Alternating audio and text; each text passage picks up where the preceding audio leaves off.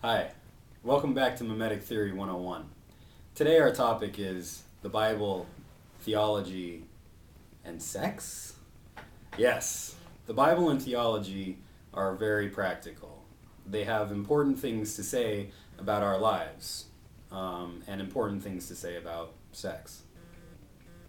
So, for instance, you'll remember in Genesis, human beings are created in the image of God.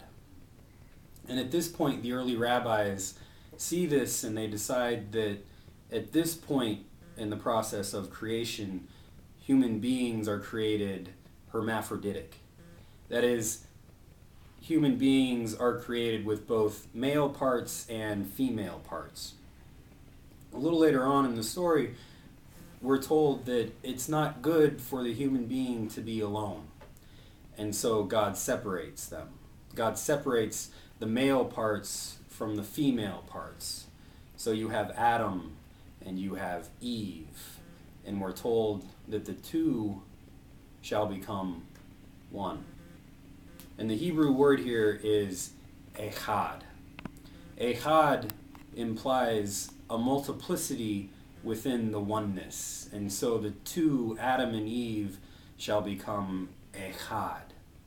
Other points we'll see that a group of people speak with one voice. They speak as echad. Later on in Deuteronomy, we'll see the Shema. And the Shema says, "Hear, O Israel, the Lord our God is one." So God is echad.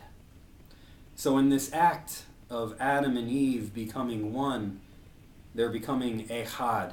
And this is an act that in some way bears the image of God. In some way, this act of sex is a godly act. The multiplicity becoming one, the image of God. And right after God says the two shall become one, it's told that Adam and Eve were naked before one another and neither was ashamed. And we usually think of nakedness as being simply physically naked. But here in the story it implies so much more. It's physically naked, yes, but it's also emotionally naked. It's intellectually naked. It's spiritually naked.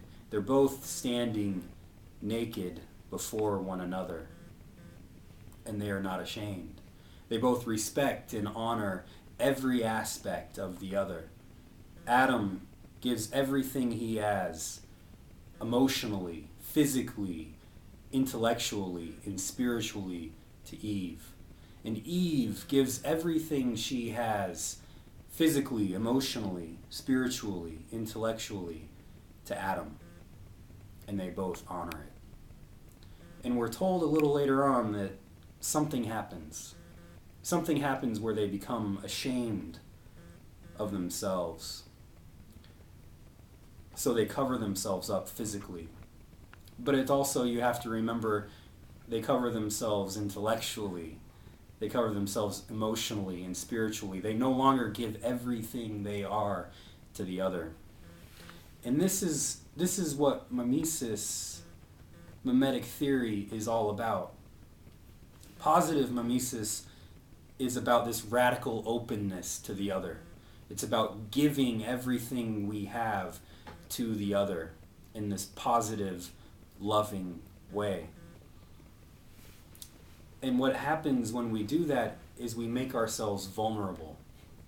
There's an opportunity for the other not to honor everything that we are. And there's also an opportunity when the other gives everything to us that we won't honor everything that the other is. And so this act of sex is a reminder about how we are to honor everything physically, emotionally, intellectually, spiritually in the other. Now, later on, Christian theologians would look back on this echad, and they would look back on Jesus and the words of the New Testament where Jesus refers to the Father and the Son and the Holy Spirit, and they would see this multiplicity within God, and they came up with this concept of the Trinity. Now, my Jewish and Muslim friends tell me that I'm crazy for believing in this concept of the Trinity, and it's a good reminder from our Jewish brothers and sisters and our Muslim brothers and sisters to be very careful when we talk about this concept.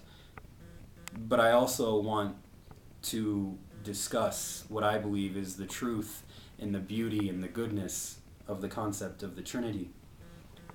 In the Trinity, you have this multiplicity within God, where there's this, the people who first began talking about the Trinity talked about this perichoresis, where within God, the Father, the Son, and the Holy Spirit are in this endless dance with one another, where there's this inner penetration within God, where God gives God's self everything that God has, where the Father gives everything that the Father has to the Son, and the Son gives everything that the Son has back to the Father.